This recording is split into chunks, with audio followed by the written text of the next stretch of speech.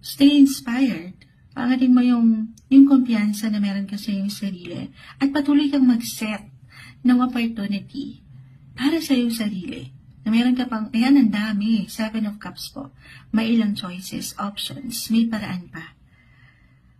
Ito yung best month to set long-term goals or ambitious goals.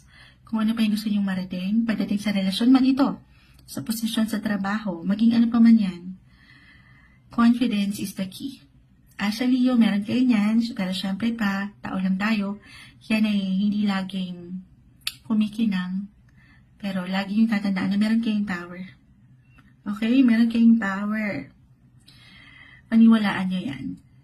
Kasi itong opportunity Ace of Pentacles, sabi ko nga, madalas kong na-mention na hindi palagi na kusang dumarating ito, kusang kumakatok sa inyong mga pinto.